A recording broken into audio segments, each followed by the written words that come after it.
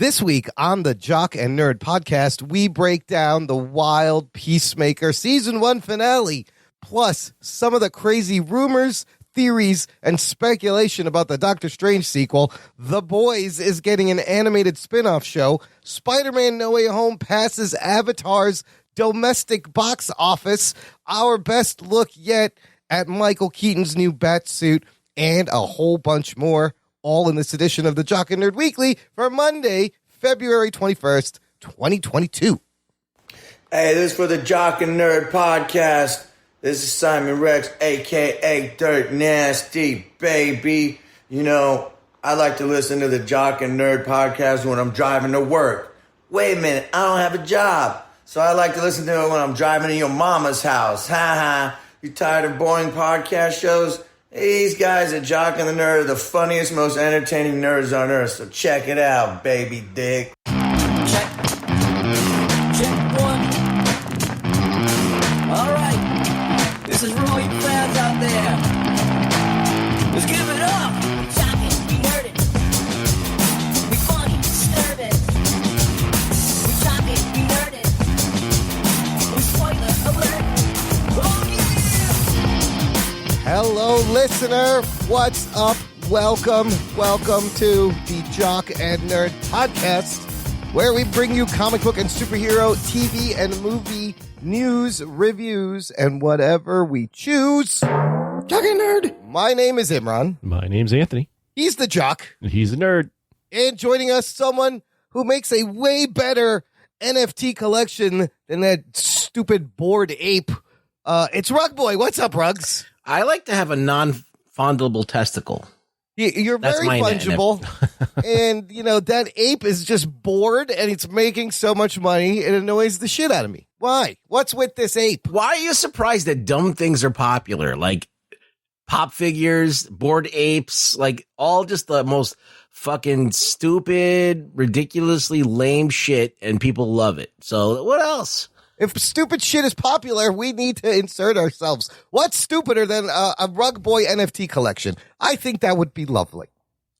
Yeah, like what would we do? Like pictures of my butthole, like my slack hole. Like sure, you can own my slack your hole. Eyeball. It would just be like bored ape. I don't know. What do you think, Anthony? Wouldn't that be pretty pastel colors of Rug Boy on a thing? And I don't know. I don't even know what it is. I don't know if anybody knows what we're talking about. Yeah, there's a couple layers to this. First off, does the audience that we're speaking to know what these NFTs are? Second, has any of our audience, unless you've been going back to the Blab days, does anyone in our audience even know what Rug Boy looks like? That's a good point, but this would be a way to show everyone. Do they even understand? I'm sure they understand that he's a puppet. Right. People, like, there's like a very small segment of people that understand that, and the rest of us just think that it's just this guy with a weird voice. My voice is not weird. There's nothing wrong with Have you his ever voice. been to Staten Island? We all sound like this. We've got a show with two guys with weird voices.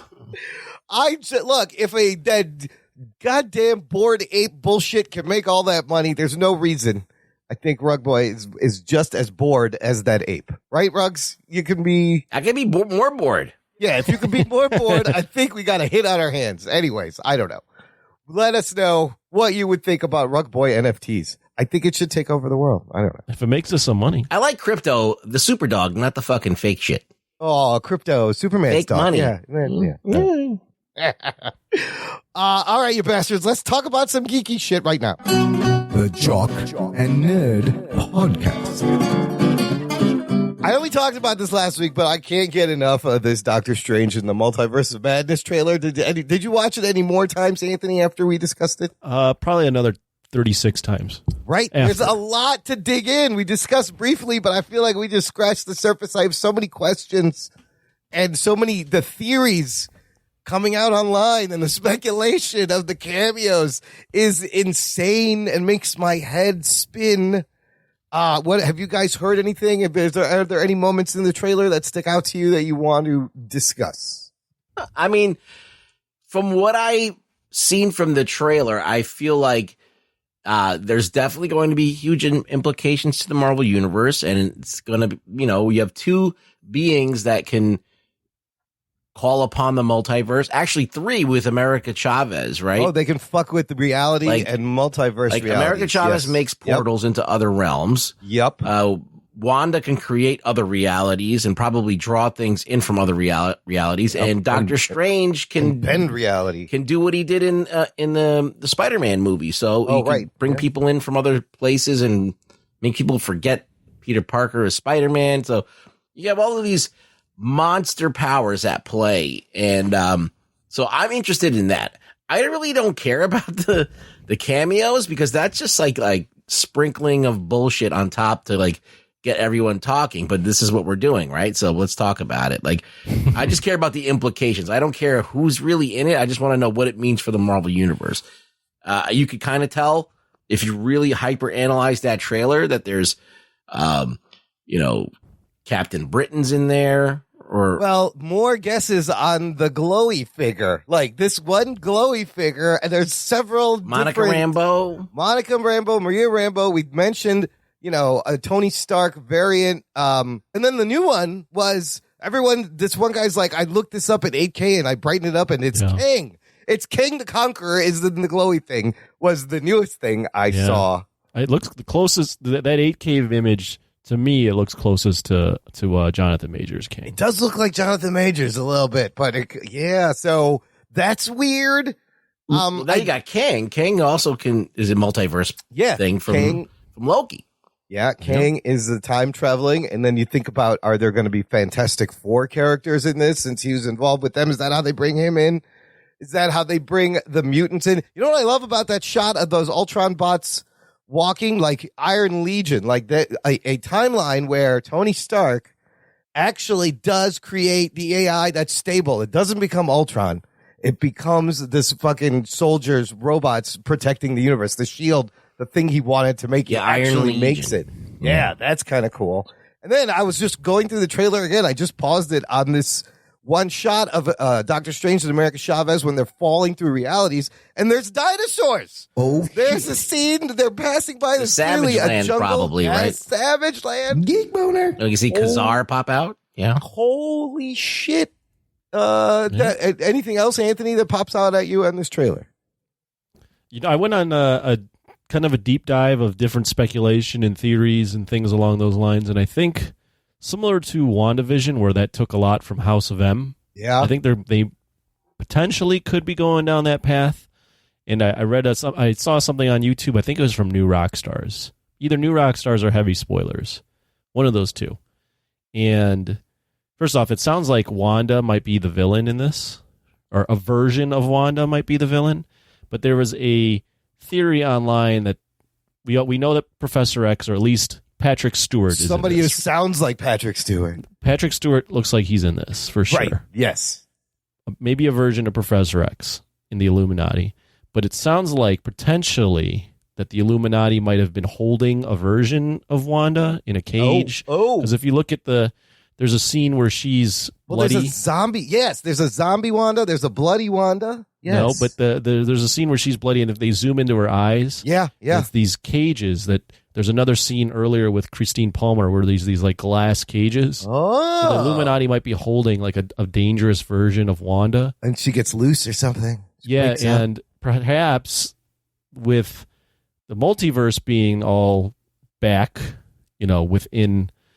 At the end of Loki, there's these multiverses that are around again. They're not being pruned.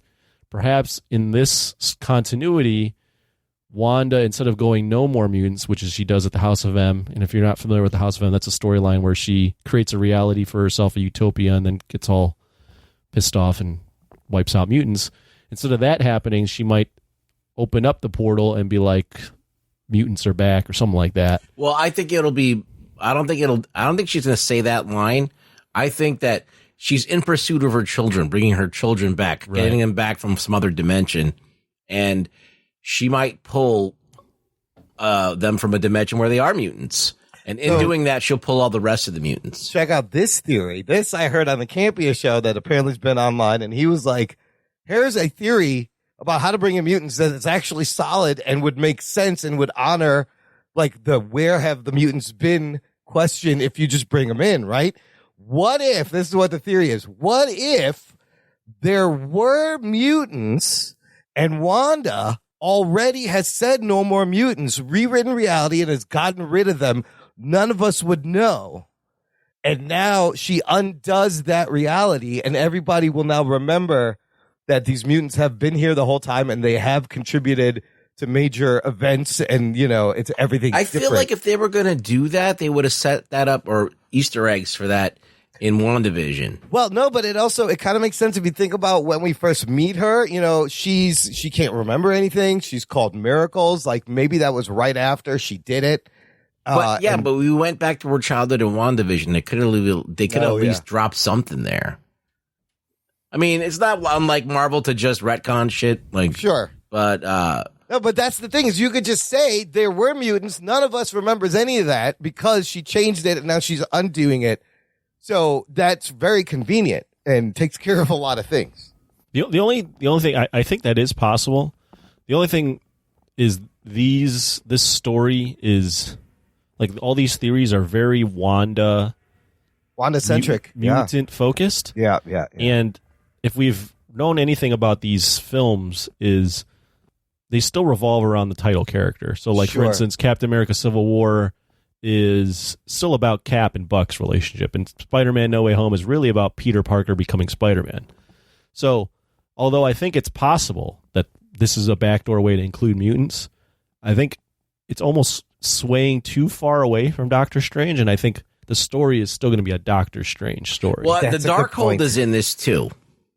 Right, that book. So that she had. Wanda had. She had the Darkhold. Last, yeah. She's now tapping into like what her magic can really do. You see Strange using the Darkhold to do some kind of spells, right? So maybe he's trying to counteract what she's doing. So it will be a push and pull between the two characters. I guarantee they're both different sides of magic. This is like she was born with the power, and Doctor Strange had to kind of come upon the power in a different way. So maybe he does it. Well, I don't know. I don't know how it's going to pan out, but if they can't make Doctor Strange inept in his own movie, which unless I don't know, are they trying to do the Spider-Man route where he fucks up all the time? Like I don't know. Like you want a competent Doctor Strange every once in a while, right? But I mean, yeah, just this whole Illuminati thing. Like if Professor X is there, then mutants are there, and who are these other people sitting on the chair? Is it Black Bolt? Is it Mr. Fantastic? What universes are they from? This is well, now that they own all the IP, it just makes sense to bring him in and not have to try and restart the worlds.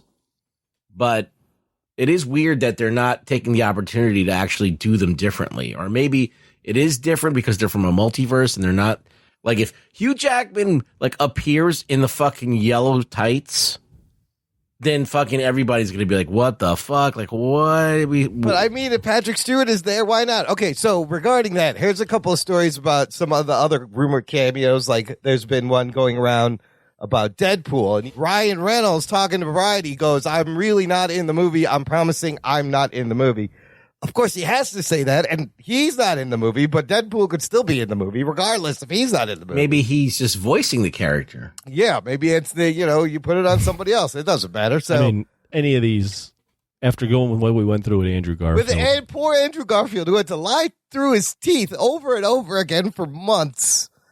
You can't trust any of these. Not with these movies. So then another report, Ruggs, to your point, this Illuminerd guy, Joseph Deckelmeyer, posted on Twitter to say like they go, Wolverine will be in Multiverse of Madness, but it will not be Hugh Jackman. Oh, shit. Is what the Illuminerd guy is saying. So who's going to be... So is the guy who plays Judo Master going to be Wolverine? Oh, that would be fantastic. He's got the right height 4 feet for tall. it. Just pad him out a little bit. Give that guy a shot. That guy's name is... What's that guy's name? He had a great name. His name is that it? No, that's not something Lay. That's just me being Nut racist. Lay. But I can say that because I'm Asian. Nutley. His name is literally Nutley, Judo Master. Yes, he's great. He's Vietnamese. Yeah, that's a great Vietnamese name. Anyways, I What's can't it, wait. Nutley, L-E. is his last name. Nhut is the first name. Sounds like a town in New Jersey. Nutley. Nutley, New Jersey. That's one of my Vietnamese friends how to pronounce that. I'm going to text him right now. Oh, How okay. do you Because I'm pronounce sure the Nutley? NHUT maybe is pronounced different. Yeah. Yeah, that can't be nuts. There's right? got to be a silent something, maybe. Well, I don't know. They interview him somewhere, so he's probably will tell them how to pronounce his name, right? Well, I apologize to Mr. Nutley then for calling him Nutley. Well, at least his name is not Frito-Lay. Yeah. Sort of Fra Free. You got This Fra fucking Free on the Hawkeye show. Kazi, his name is Fra Free. I believe. What about Joffrey? There's also Flula Borg. That's a great name.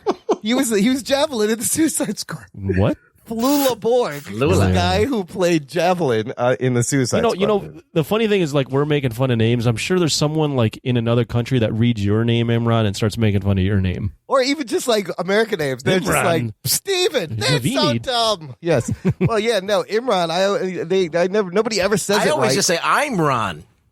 You're Ron? I don't correct people because I think it's funny and it's an asshole thing to do that. I know. Anyways, Doctor Strange looks fucking fantastic. These rumors are wild. Let's hope all of it comes true. And this movie just is just ridiculous. Listener, join the conversation. Let us know, who do you think is going to be in the movie? You, my mom, your aunt, my dog's in the movie. If we have a Facebook group called Jock and Nerd Nation, you can leave your thoughts. You can leave your thoughts there. Jock and Nerd. It is a closed exclusive. It's exclusive just for you, listener. We're all in there. You can meet all the other great No listeners. cap. Big facts. I think we're going to see Twilight Anthony in this movie.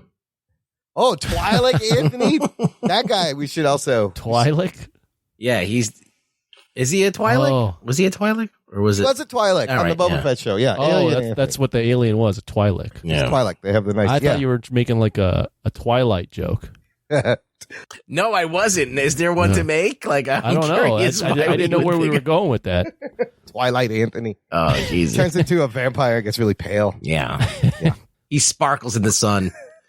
Let's move on to a trailer for a new show that is going to be premiering on Amazon Prime in March. It is a animated anthology spin-off from The Boys. The Boys show on Amazon, which is an amazing live-action superhero show. They're getting into the spin-off game. This one's called Diabolical.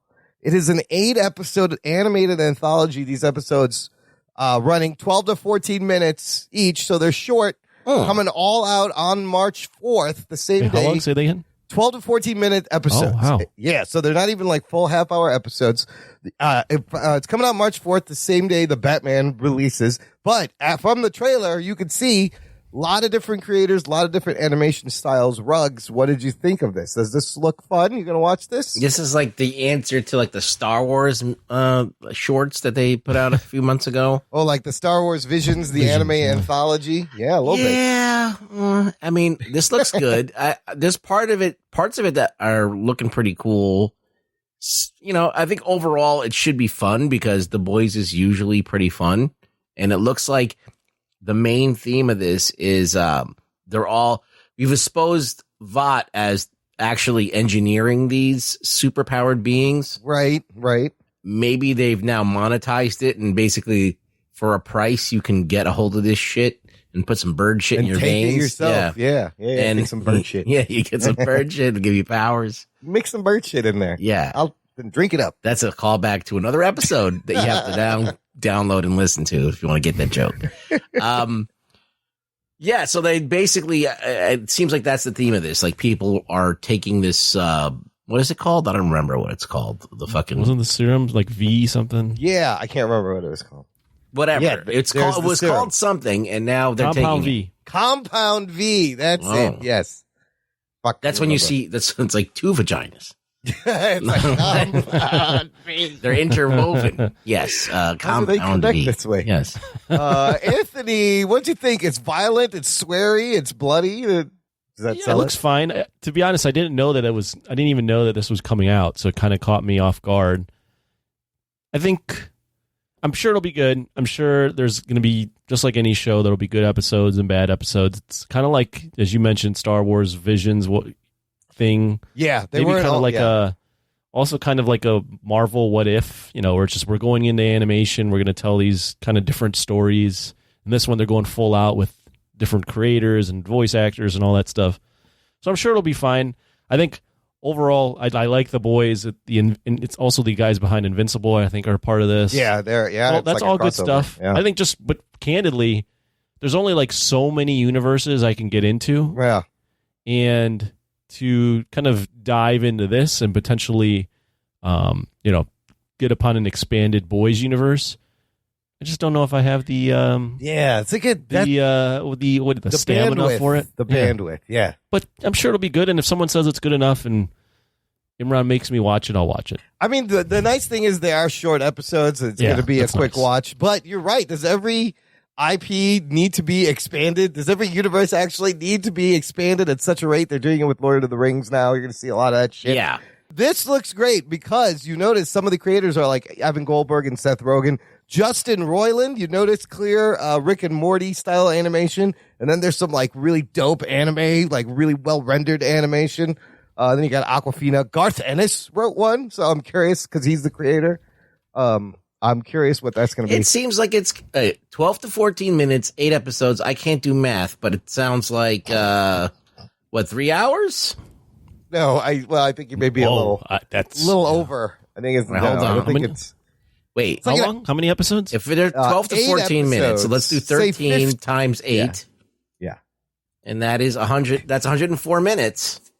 Yeah, so That's like, an hour. it's like an hour and 40 a half. minutes. Hour, Hour and a 40 half, minutes. not 3 hours. Half of what you thought it was. That's a movie length, so it's like the Well, length I was of one when I movie. did the first calculation, I used 15 minutes and I rounded to 15. So 15 times 4, that's 2 hours, right? So yeah. No, it's an hour. No, I'm saying if you do 8, that's 2 hours. So 2 I hours, said yeah. 3 for some reason. But then you said 3 hours. Yeah. Making my head hurt. I just wanted to pad it out. Anyways, sound like Imran, it was you're supposed to be good at substantial. this stuff. You're a math guy, right? no, I'm But not. like, just, now that you just said that, that. now that See? you're taking the average and it's an hour, it's 104 minutes. 100, yeah. Yeah, you can watch that. You can sit but down You know, on that. Yeah. I say that I could watch that, but I never actually sat down and watched Talking Robots or Chicken or whatever the hell that is. Oh yeah, Love, Death, and Robots is very good too. And which Star Wars, you guys said was very easy watches. I love these anime anthologies, whether it's Star Wars or that sci-fi or this one. Like, it's a lot of fun, and you get a lot of different perspectives. Did you watch Arcane? I forgot. Did you watch that, I Anthony? did. See, We reviewed it. all right. We talked Didn't we? about it. We didn't review it officially, Oh. but we did talk about it once everybody watched it. Yeah. So, Yeah. I Anyways, forget what- let's I get forget what's into going on. more numbers. I wanted to talk about Spider-Man No Way Home. Should I add these? Yes, add these numbers too. Because this fucking movie is still in the theater. It's still making money. It's currently domestic $771 million. Just domestic, right? Add another 1.6 million international. It's sitting at $1.8 billion. Billions. of dollars. 1.8 billion. It is now domestically the third biggest movie past Avatar with that new domestic gross, which is fucking crazy. So it's the number 3. It's still like number 6 of all time international. Well, it could hit 2 billion. You know why? Because there's rumors they are going to re-release an extended cut in the theaters this March, delaying the digital download and the physical download and the movie going anywhere. They're gonna have to wait. It's still out, still making money. If they do this, it will get my money again. If it comes out, they're saying March 11th. If it comes out with extended footage, I will go see this. Okay. What about you guys? Would you go again to see it? They did this with Far From Home. What are they putting in there that I got to see? And I don't know. I didn't go see the Far From Home extended. Is it like more edition. like banter? Like, does yours right in the crotch? Mine does a little bit. Mine more give me wedgies a little bit more than It the might crotch. be more of the 3 Spider-Men hanging out together. I will Yeah. go back. I will go back for that. Or a new. Remember how the post-credit scene was the Doctor Strange trailer? Now that the trailer's out, they can add a new post-credit scene with something else crazy. Ooh, Is that worth it? maybe.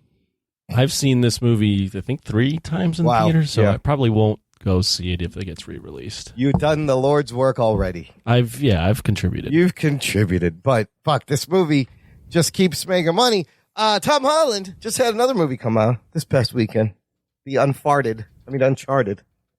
Yes. Video Jesus game Christ. movie. Say These hi to your mother jokes. for me. Say yes, Mark Wahlberg talking to goats. Hey, goat, how are you? Hi, chicken. Yeah, so you want to go look at some pirate ships? Huh? Yeah. Here's where the Uncharted has landed opening weekend. On Rotten Tomatoes, it is sitting at 40% critics rating, 5.3 out of 10. Okay. 90% audience score. And as far as the money, opening weekend, it made a respectable $43 million. So it's made $51 million domestic opening 4-day President's Day weekend, whatever.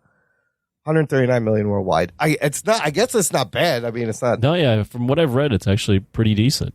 It might be good enough to get a green light for a second movie. Yeah, it opened at number 1, and I've heard mixed reviews. I've heard if you go in with low expectations, you'll love it, but largely people saying it's not good. I don't know. You know, Nathan, they call pirates treasure booty. You know that? That's my Mark Wahlberg.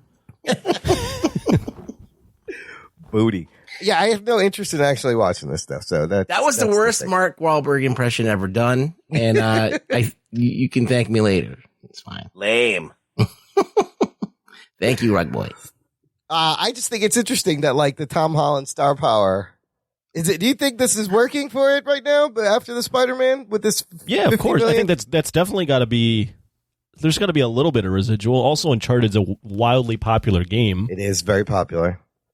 So yeah, I mean, I was prepared for this to be an unmitigated disaster. Right? So for that, the fact that it's did okay, and it seems like they might have a sequel on their hands, a franchise. Cool. The movie has its critics, people who play the game, blah, blah, blah. They have it. So, but I think if you go into it as like a popcorn movie that's completely divorced from the source material, it's probably about as enjoyable as like that movie that came out, Red Notice or something like that, where it's just like a, adventure. The one we reviewed? Yeah. Yeah. I mean, potentially. We thought it was a shitty movie, but we were entertained by it, right? So. Yeah, and I think they're making a sequel to that. Yeah. But I think it goes along the same lines. It's like, It's got stunts, it's got intrigue, it's got people constantly fucking stabbing each other in the back. It's got all that stuff, and I didn't even see it. Yeah. And big names in tropical settings. That seems to be the thing that gets people. You got big name actors, and you put them in. Yeah, put The Rock in the jungle. Tropical spots. Everyone's going to come see it. Put The Rock in the jungle. Now you got this one. You got Tom Holland and Mark Wahlberg, who are just physically horribly miscast as these characters. But I guess it's doing all right. I don't know. You know what? That's fine. Yeah. If there's other movies besides Marvel making money, then that's cool. It's good for all movies. Well, it's just good that like I don't know. I mean, hopefully it's not complete dog shit. I haven't seen it, so I can't judge it. Yeah. But it's good to see movie theaters are able to make money off of other movies besides just MCU. It's probably just going to be event IP stuff, as we talked about. It's all because of Spider-Man, getting people back in the theaters. I'm telling you. You have Spider-Man. No, it's Godzilla versus Kong. It started don't you with Godzilla.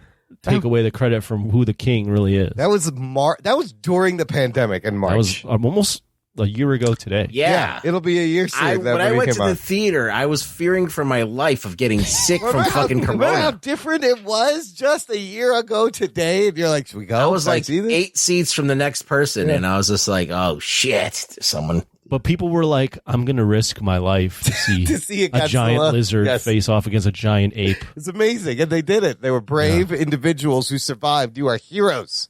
Yeah. There's a certain segment of our fandom that just can't accept that movie did very well. No, it did. I'm not taking any shots at anybody. I'm taking a shot or two.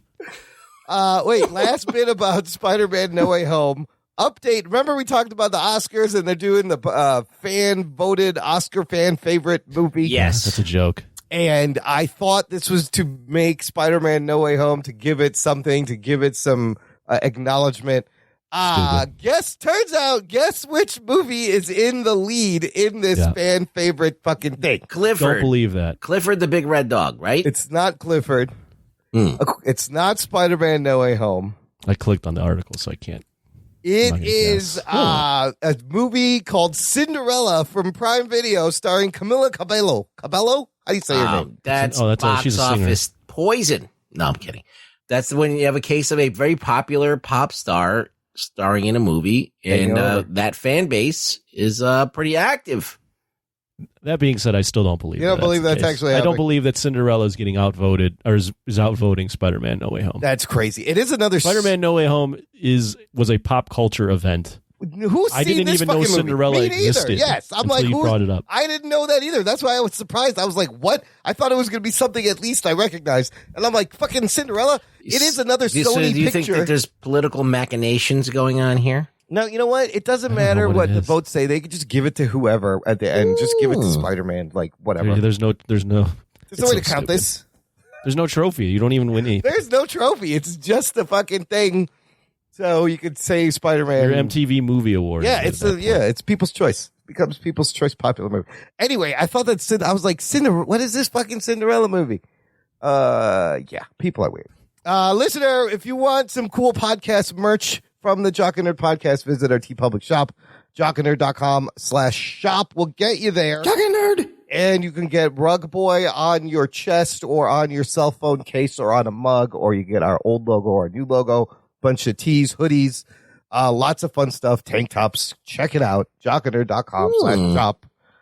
Last thing in the news is some photos from the set of the Batgirl movie, giving us a really good look. And I don't know if this is Micheal Keaton or his stunt double, but it is the Keaton Batman suit and how they've kind of updated it and tweaked it. And I just like, this gave me geek boner because Geek boner. the whole thing I I'm want a hearing. geek boner. You want a geek boner? I'm just like, I don't know what they're doing with Batman in the DCEU. Did you guys buy your tickets, by the way, for the Batman? I did. Yeah, me too. I still did not. I should do it. How was the theater when you bought your tickets, Anthony? Like, what did it? I didn't buy it for our group, so I don't know. But I'm ready. I requested the monies from you. Yeah, no, I know. I was just wondering, like, if it was all sold out when I you were don't know. buying Yeah, it. we're doing a 9:00, so 9 p.m. Okay. on a Thursday. Yeah. Yeah, it's a 3-hour movie. I'm like, you don't want to go to the midnight showing, for fuck's sake. No. I'm seeing it the 7 p.m. on that Thursday. Fucking psyched for that movie. It's short, coming out 2 weeks. But the whole thing about Ben Affleck, Batman in the Flash, and rumors of like they're gonna erase him, he's done, how they gonna get rid of him. Is this Micheal Keaton Batman gonna be the main Batman in this continuity that shows up in the Peacemaker finale? We'll talk about. It's very confusing. There were some people there that weren't there. So getting a look at this Micheal Keaton You just suit. spoiled the finale just trying to describe someone else. Yeah, whatever. People have seen it. Doesn't matter. It's all over the internet, you fuckers. Everybody knows at this point. But how does this suit look like? What do you guys think of the suit? Does it bring back any 89 Batman nostalgia? I'm pretty sure that this is a stunt suit. It's probably a stunt double, but it's got the yellow. He's got the yellow symbol. If you ever see a stunt suit, it's usually more ill-fitting than the actual like worn on actor suit, because they fit that shit so it doesn't wrinkle, it doesn't ever fucking crease. It's like they fucking tailor that shit to the nth degree, and this looks like a little like slack and baggy, and they don't want that to be like that on camera. So I think it's definitely a stunt man, but it looks pretty cool. It definitely, the first thing you think of is, the original 89 Batman when you see it. It doesn't like look that crazy. The belt is black. That's the biggest thing that I notice. So it's just a little bit more baggy in general for some reason. It is baggy, wrinkly. Yeah. I when I saw it, I was like, holy shit.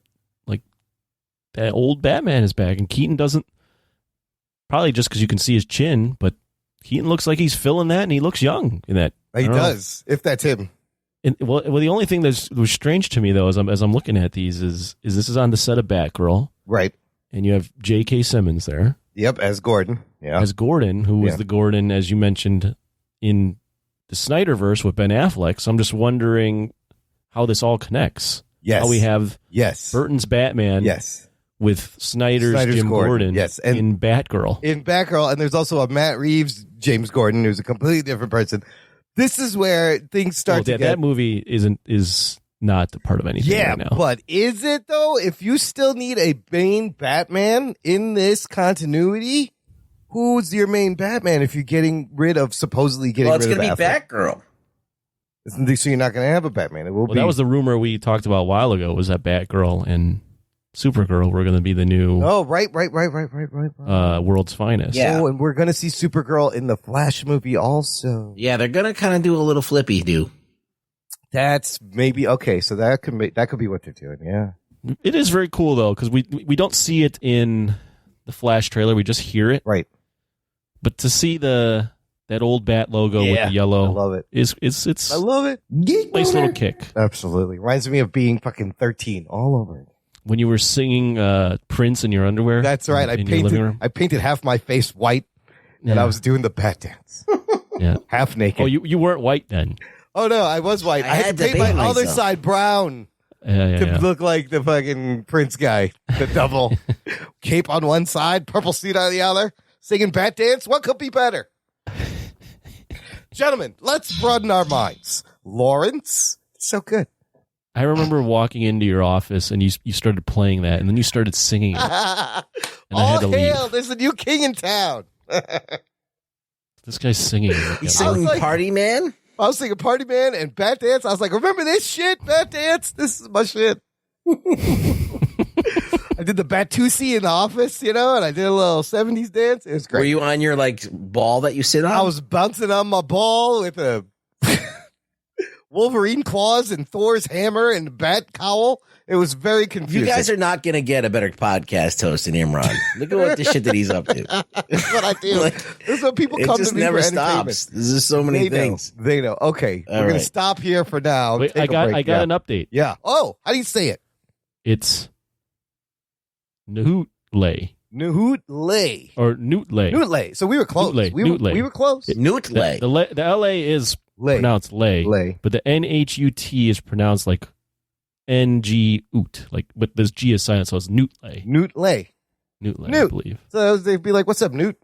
Nootley. Nootley. Nootley. We were close with Nutley. We were close. That's absolutely wrong. Nootley, New Jersey, coming to you live. Okay, I'm glad we got clarification on that. It was bugging me. I can sleep now. Thank you. Tell your friend thank you. We'll take a break here, play some promos, come back, and dig into the season finale of Peacemaker right after this. After these messages, we'll be right back. Dig on America. Your organization's terrible. Hey guys, this is Jason Dutch with Dig on America podcast, and I'm here with. Big Hops. Do you have to say your name so weird? How you want me to say? And I'm also here with Mikey Famine. the excuser. Do it over. Nope, it's Stan. No, it's staying the way it is because this is the way the show is. Dig on America here, we explore how American history, policies, and sometimes even our pop culture created the social and political issues facing Americans today. A little bit about us. I'm your resident brother of the league. I love America so much that I demand she be better through constant criticism and protest. Thank you. And in your Obama voice, Mikey, I don't like Obama. Of course you don't. You also don't like bathing and healthy meals. What Dig on America is it's a healthy criticism of a country. America's already perfect. You should know we're perfect just like my hands. Well, I mean, a lot of people might say that, but those people probably haven't gone to school or brushed their teeth today. So, we're going to ignore them. But yeah, check out our show. It's unbeholden to any corporate overlords, except for Jay-Z, the Bilderberg Foundation. George Soros sponsors. George Soros, the Clinton Foundation. Absolutely. And let's not forget Emotep. You can check out our website, digonamerica.com. You can check out all of our audio. We're on every single fucking audio podcast app there is out there, Pandora, Spotify, etc. Subscribe on YouTube. You can check us out on Twitch, twitch.tv/DOA podcast. Hopefully you'll listen to the show, guys. I won't. Go fuck yourself.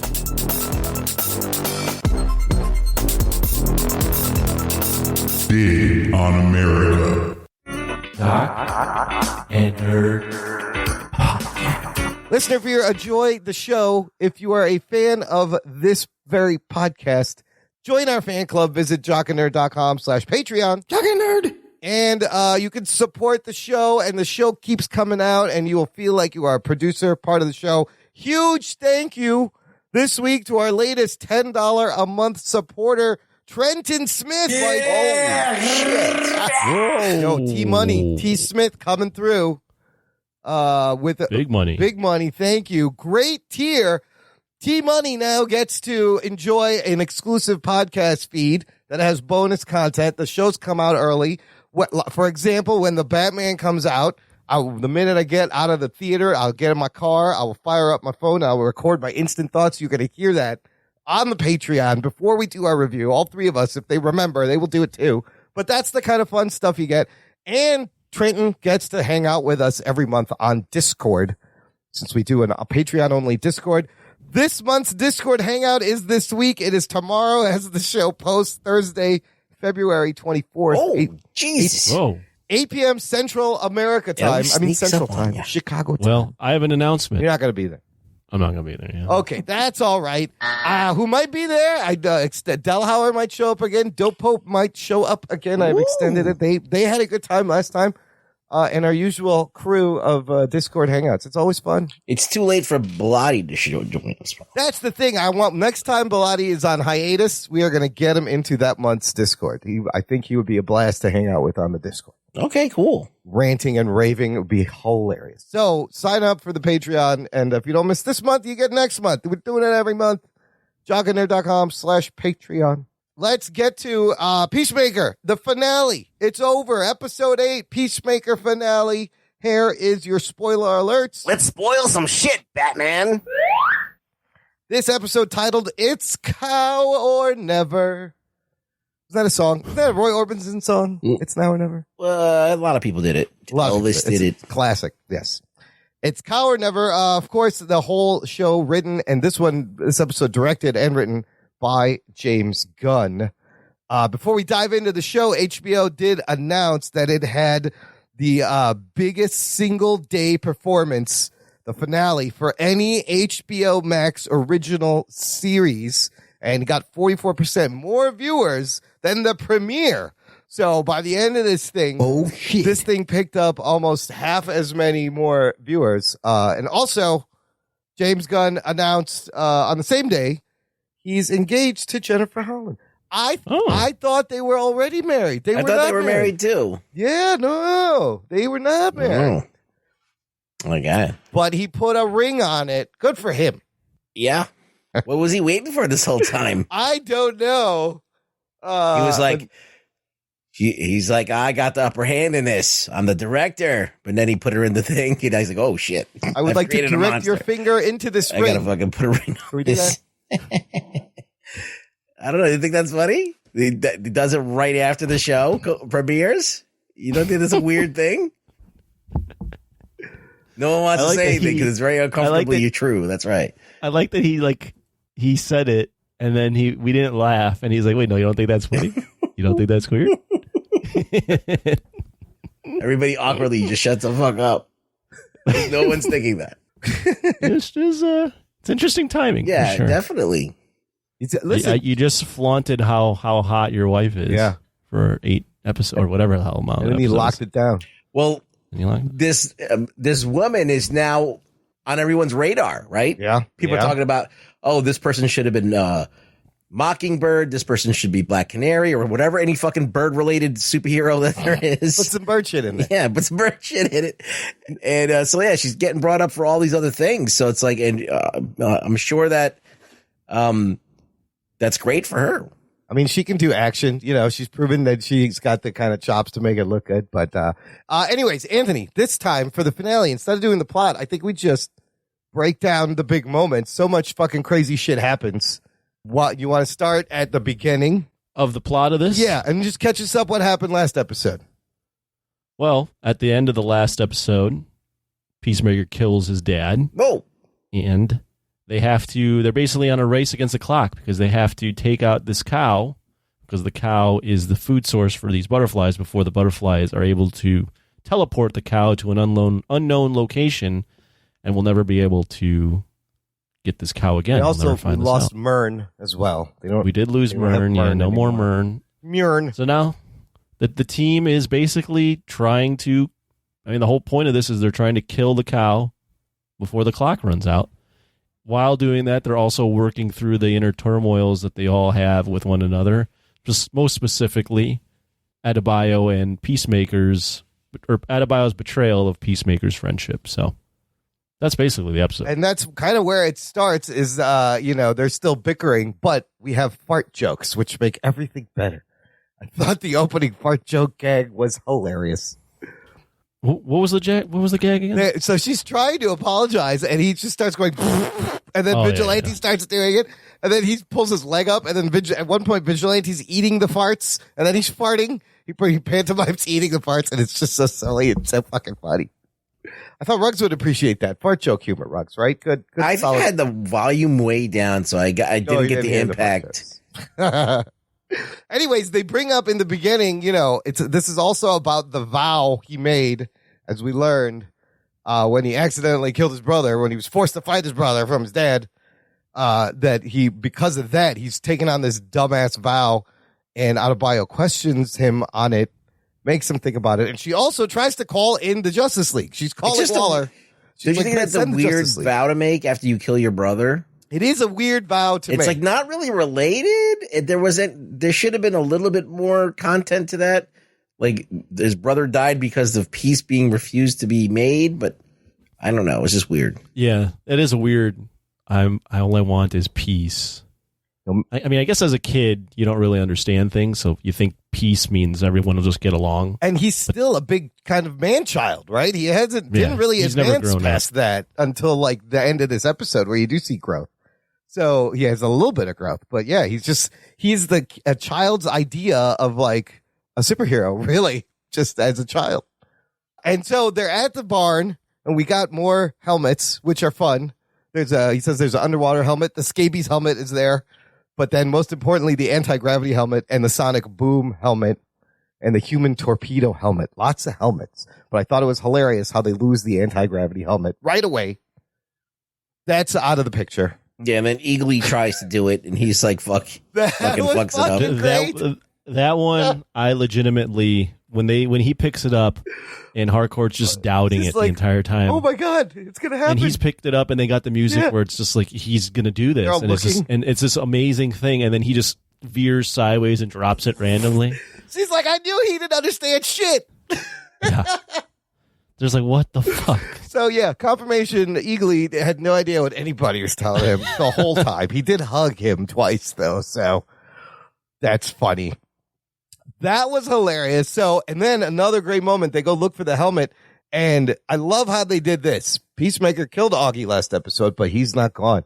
He's in his fucking head. Chris is seeing the ghost of his dad haunt him and still taunt him, and he still has to kill him as a ghost. I thought that was great. Yeah, I think that's going to be a big part of actually the next season. Yeah. Spoiler alert, it's been renewed. It has been renewed. Is that even though he's gotten rid of his dad and grown in terms of finally acknowledging that his dad was the one that really killed his brother, and that's been the guy that's kind of made him kind of fucked up, even killing him, though, it shows he still isn't fully out of the grasp of his dad. Well, and his dad's influence is still there. It's really early. I mean, this has just happened. Like, it's going to be really raw for a while before he can actually move on. And just because the person who's giving you all the trauma is gone doesn't mean that the trauma is just all of a sudden going to disappear. It's going to take a while. Absolutely. That's why I love it. It's like, it makes sense. He would be haunted, and it's not just as simple as shooting him in the head. So I love that they did that. So the plan is to get this sonic boom helmet into the barn, and Economos dresses up as a guard and makes it halfway down the stairs and sees the fucking cow slug and freaks the fuck out and drops it. And I love it. He's like, no kaijus, no more kaijus. Referencing the Suicide Squad. Right. That was Starro, right? So on his way out, though, Steve Agee has a great, vulnerable, emotional moment. Like, he's been really funny as Economos, but he had this emotional moment where the guy questions him about his beard. And now he is in a position that he has to tell them the truth. And it's almost like he kind of wants to get it off his chest. And everyone's listening. He's just a loser, yeah. That he's just a loser, and he does dye his beard. He's never had a girlfriend. He thought it would make him have more friends. And then he got lazy and used the cheap dye And I love this because you see Peacemaker's reaction. Like, he feels bad about the shit he's been giving him this whole time. But that was a great fucking real moment there. James Gunn is so good at these, like, it's crazy over the top violent, and then there's a fucking real emotional I think moment. that's personal because you could see that James Gunn stopped dyeing his hair. Because he went from like being like a dark haired dude to all of a sudden being jet white. I don't know. He's like what I'm going to look like. Yeah. He's got a white beard like me now. It's crazy. So yeah, he might have gone through the same thing. And so that was probably like a personal effect. And that's great writing when you could take something of your life and actually put it there. I'm just making this connection, but like, I don't know if it's true. Yeah, no, he pulls a lot of things from his life, which is why his writing is always, it works. It connects. Adebayo sets off the sonic boom. The thing's got like 3 or 4 charges. It does level the fucking barn, takes down a lot of butterflies, and this amazing action scene as Vigilante, Amelia Harcourt, and Peacemaker with a shield go in guns blazing. It's super violent. Did you guys enjoy this action scene? A lot of slicing, dicing, a lot of arms flying in the air. I did enjoy it. I thought, obviously it's a big scene where they're able to just kind of show off and they're playing the music. The only thing, again, I did enjoy it. The only thing is the first episode establishes these butterflies as like very formidable people. And superhuman strength. And shit. Yeah, that's true. And then you've got, they're superhuman, and you've got them. I can take the gunfire, but at some point you have them just killing them with knives and swords and shit. And I just thought that these butterflies were much faster than them and stronger. Yeah, like Peacemaker really had a problem. He had to use the sonic boom on that crazy girl he was banging. To explode her, yeah. And then she exploded. Yeah, that's a good point. I do love the one move where he throws the shield up in the air and then shoots it into the guy's neck. That's great. Great use of the shield. The choreography was dope. And they're playing the theme song, which also got me pumped. I was like, fuck yeah, get him. There was this moment at one point on this attack where Vigilante and Amelia Harcourt are down. I thought she was fucking dead. A butterfly is about to go into her mouth. And oh my God, fucking Adebayo, 2 guns, comes out, just fucking shooting everyone. I was so proud of her, especially with the 2 guns. And she goes, I'm made for this shit, and finally gets the balls to fucking kill some motherfuckers. It was great. Well, she's the whole thing around this episode is she's trying to prove that she's part of the team. So of course she's got to step up, do what it takes, right? She's got to step up. My favorite part, or there's actually numerous favorite parts. Well, one of my favorite parts was when Economos decides to jump in. Yeah, it's right after that. Trips over something and just fucking breaks his femur. He's like, what the fuck? He goes, what the fuck? You see his bone is sticking out. I was like, oh, shit. Yeah. Fucking John Economos can't catch a break. Also, before they're like, Adebayo, you got to stay here because you're our only hope. And he's like, what the fuck am I? He's standing right there. No, he gives a shit about him. And so Adebayo, she's got the human torpedo helmet on. Peacemaker went down and the fucking stairs collapsed. He's pinned down. She's going to look for him, and they made it look like she was digging him out. Yeah, that's a nice little fake, right? There. But it wasn't Adebayo. It was fucking Goff. Sonia pulls Peacemaker out of the rubble, and then they tussle, and she's throwing him around, like just fucking launching him into the wall. And Adebayo human torpedoes herself into the side of a cave. Oh, I thought she was dead. I was like, that should kill you. That your neck is broken. That would be great if she was dead. That I found funny too. He's just like, I knew she shouldn't have done that. He's like, what does he say? He's like, don't use that one. It's a mistake. Yeah. You can't. No, but after she does it, he's like, I told her not to do that. I was like, how do you not snap your neck after that? Human torpedo. And then finally we get to some information. She stops. She's got Peacemaker up on the wall. She's Sonia. Yeah. Goff Sonia has him up on the wall. And she's like, I don't want to fight you. I'm going to put you down. I'm going to show you what the fuck's going on. Just follow me. He gets to see the cow for real. And what is the real deal, Anthony? What's going on here? So the butterflies, basically in their planet, they made a bunch of bad decisions like humans and their planet with nature, and it went sideways, and they came here and they found a planet that was suitable for them to live on. other than the fact that they needed that cow because of food. They couldn't eat that.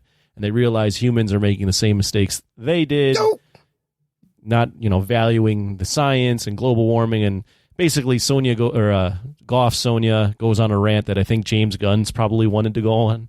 Oh yeah, it's definitely politically motivated and definitely from a very, very, very left liberal trust of science rant that she goes on.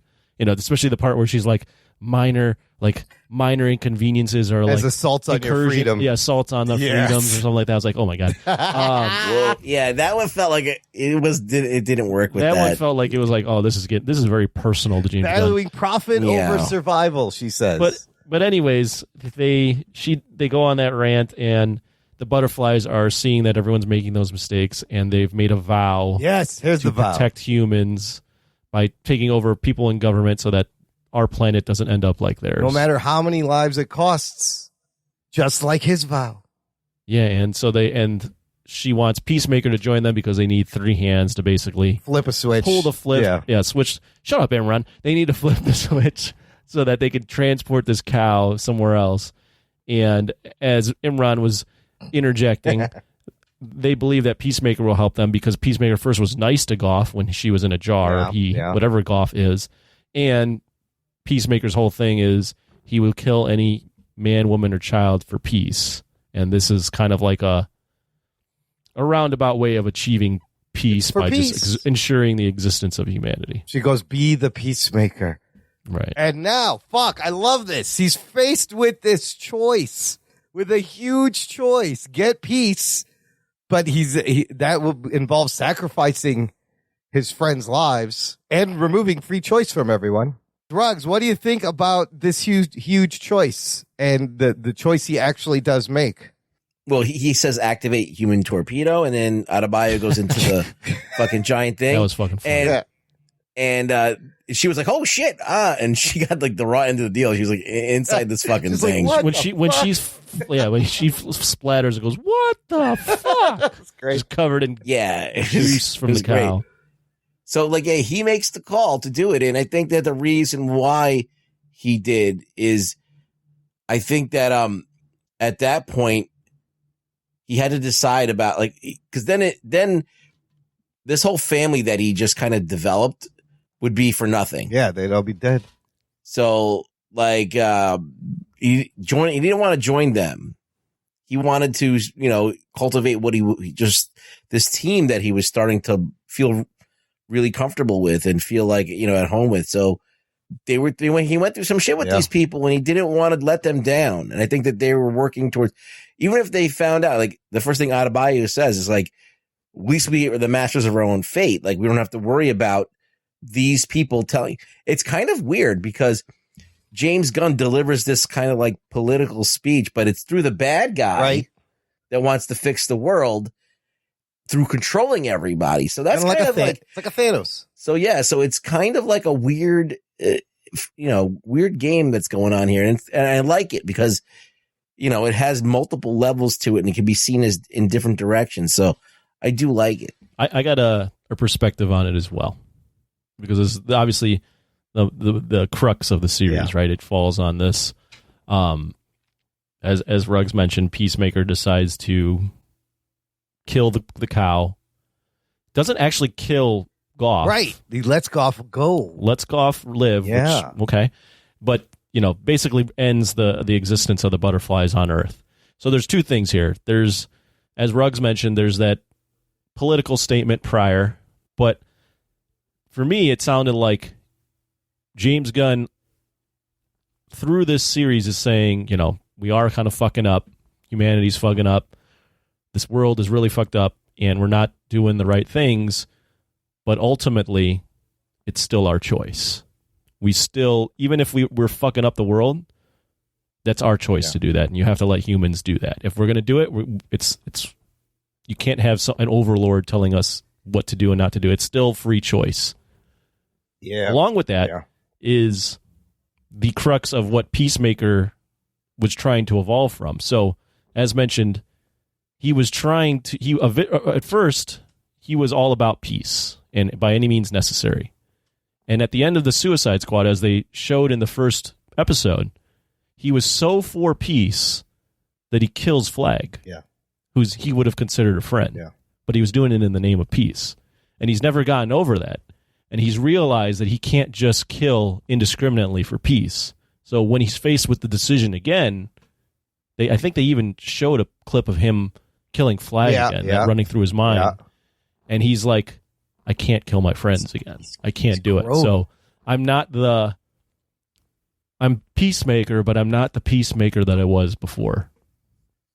So it's the evolution of him getting over the fact that he killed his friend Flag in the Suicide Squad. It's great character growth and development is what it is. Because he kills Flag to protect the deep state, and in this one he has another opportunity to protect a different version of the deep state. Right. He doesn't do it.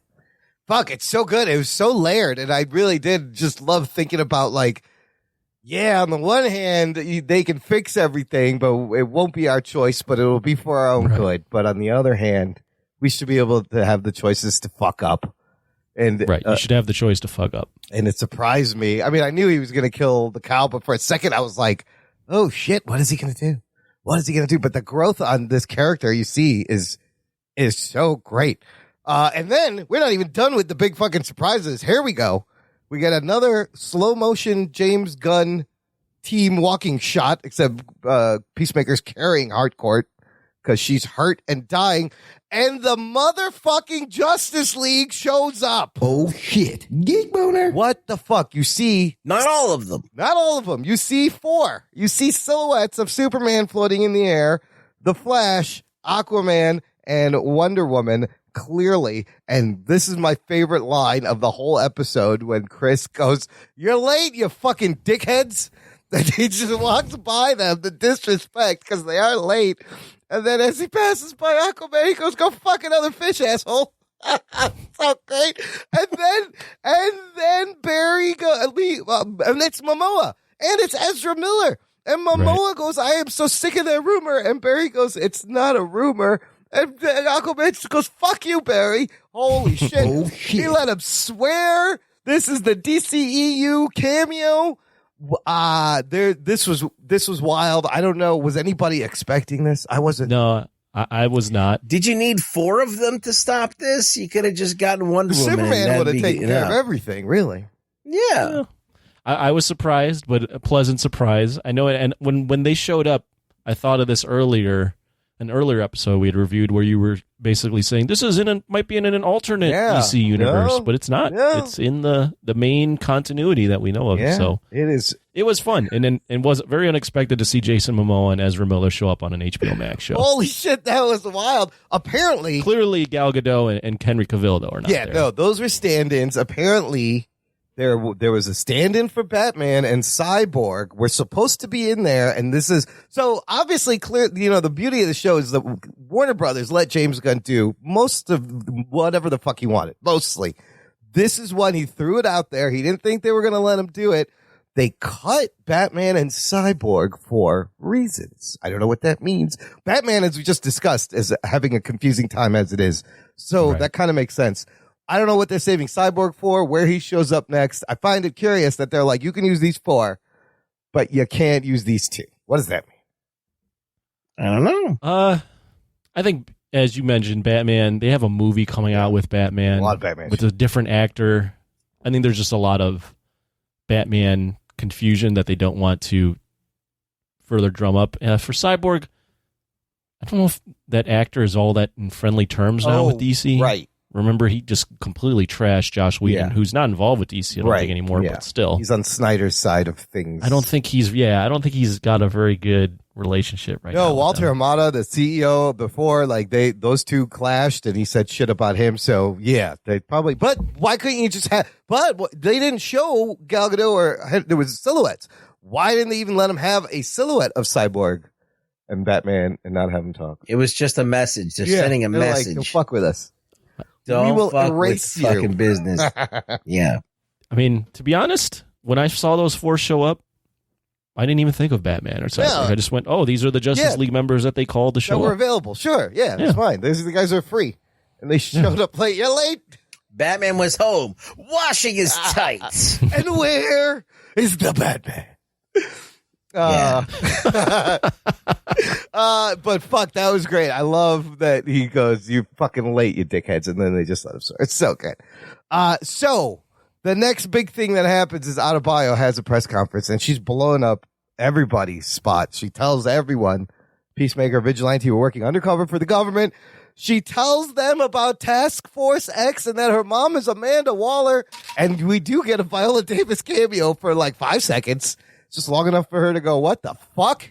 As she's watching this on TV, does this mean there's no more Suicide Squad movies? This seems to be this could have big repercussions, her blowing up this spot like this. No, they're just doing some other bullshit. They'll just call it something else. And you know how they do it in the government. They just kind of like, put some like, it's like Adam Sandler in Big Daddy when there's a mess. He just puts a piece of newspaper over it and pretends it's not there. Yeah, that's what they're doing. They just do that. That's ballsy of Adebayo, though. Again, I was proud of her growth, too, throughout this season. Yeah. I mean, the ramifications, I would care about the ramifications if the DCEU was a little bit more cohesive. But I'm not really sure what to make of the DCEU from property to property. So for me, it was just like, oh, okay. You got to imagine, though, the next time Adebayo sees her mother, she's not going to be happy. Okay, so we get, like, at the end, you get kind of updates of what's happening. Harcourt is not dead. She will survive. She will, and she's holding Peacemaker's hand because she finds out that Chris stayed there for 4 or 5 days. Yeah, they didn't get to bang, but she knows he has feelings for her. He cares. Yeah. They touched. You see Adebayo goes back to her wife and family. John Economos goes back to work for Waller at Bell Rev. Isn't this a little dangerous? Knowing all the shit he pulled, I didn't even know that he was working at Bell Rev. So from the Suicide Squad, the movie, that was Bell Rev. So, gotcha. And I thought Judo Master was gonna have a big part in this. He doesn't. He does turn up for a brief second, eating flaming hot Cheetos and crying over the bodies of butterflies. He was a true believer in the cause. Yeah, no, she says that she does explain that we told Judo Master this reason and he joined us. So they didn't take him over. I wish that flaming hot Cheetos theory came true. That would have been fucking funny. So it's no reason. He just likes flaming hot Cheetos. Just loves them. Don't we all? Yeah. They're good. No cholesterol on those no things. No cholesterol. Zero. No food also in flaming hot Cheetos. Just chemicals and orange. And then you see Peacemaker and Vigilante. They return to blowing things up like a car, having a lot of fun. And then this last shot is fucking great. And it's emotional and it kind of sets like the what's next tone for the whole show. You have Chris sitting on the porch drinking a beer. You have Goff Butterfly found him. He's feeding the butterfly the last of the goo. There's no more of this goo. Eagly is out and drops another rodent for him. And his fucking dad, Ghost Augie Smith, just sits down next to him. Big shit-eating grin on... just smiling. He's like, I'm what's here. That actor's name? Robert Patrick. Did so Patrick. good. Yeah. He's like, you're never going to get rid of me. And he says, he's like, you can't fucking get rid of me. And so now he's got to fight his dad in his head. And yes, there will be another season 2, which they announced the day this came out. There are some great lines. We have to bring up, the whole time he's saying things about superheroes that he saw on Facebook, like Superman likes to get shit on, Aquaman fucks fish. This one, he's got one for Green Arrow. Because that dude goes to brony conventions dressed as the back half of a Twilight Sparkle with a 4 inches wide butthole drilled into the costume.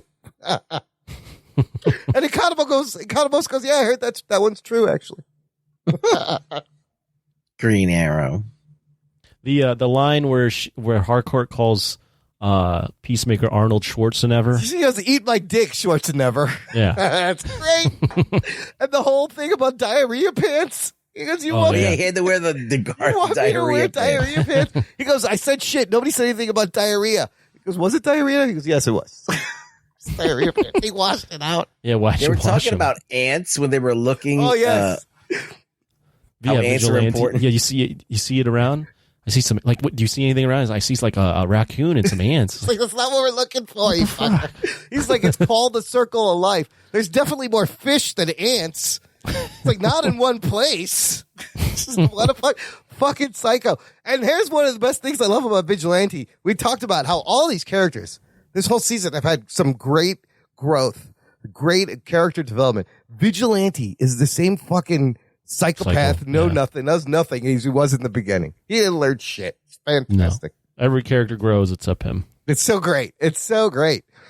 I got a little bit of a thought here. Yeah. That I did some thinking before the show, which is very very rare. I don't do a lot of thinking before the show. Oh man. Well, I had some hot Cheetos, so I think I was okay. But I was thinking about this show because we've been reviewing two shows kind of in conjunction, Boba Fett and Peacemaker. And I was thinking about why is Peacemaker such a better show than Boba Fett? And although they're two completely different shows, they're actually a lot more similar than you would think. Yeah. And here's why. Both are spin-offs of critically acclaimed properties featuring bounty hunters who were thought to be dead in their helmets. Oh, shit. Oh, yeah. But here's why one is successful and the other one isn't. So Peacemaker, clear motives in the first episode. We right away know Peacemaker's hired for a job and he's got to kill these aliens, right? And we know that he's, not only do we know that, but we know that he's, right away, we know that he is regretting the death of Rick Flag. We see that. So he's got to atone for that. Whereas Boba Fett, we don't find out till the fucking fourth episode that this asshole wants to be a daimyo because he's just been tired of getting stepped on. Yeah. Okay? Yeah. Next, interesting threats. One, there's this mystery around the butterflies. Who are they? Why are they here? Where the other one is the Pikes, who we don't give a shit about. Yeah. Okay? Yeah. Next, as you mentioned at the end of the show, both have characters that show up from another property. This one is just a fun little cameo with the Justice League. Right. Whereas Boba Fett is 2 fucking episodes of a different goddamn show. Shit. These are all great points, by the way. Okay? Yeah. Likeable teammates. We've talked every week about Adebayo, Economos, fucking Vigilante. You have that versus characters that don't speak and the Teenage Power Rangers. Yeah, can you tell me any of their names? Right. No. Yeah. Then you also got personal storylines with each character. One has his dad running through the entire thing, which is White Dragon, where the other one, Boba Fett, has this personal storyline with the Tusken Raiders that end up getting slaughtered in the third episode, and we never hear from them again. So that was my compare and contrast between Boba Fett, why Boba Fett sucked and was a complete disaster, and why Peacemaker was largely successful. That's if fantastic. you compare the two shows, you're absolutely right, and look at the similarities and differences between them. You're fucking absolutely right. It is show writing 101, complete opposites. Here's how you do it well and get people invested and grow the character, and here's how you fucking don't do it. Yeah, the concept is a lot, and if you really think about it, the concept of each show is actually very similar. Yeah, it was interesting watching them together because it was opposite sides of the spectrum. Like you said, one, we are digging everything, the other one, like, what the fuck is going on here? Like, we can't learn from the other. Both have like a guy behind it, you know, like you got Favreau and you got Gunn. Well, I think that the expectations are different. Sure. All right, you got all this baggage tied with Boba Fett. Boba Fett's like this major character that you had expectations for.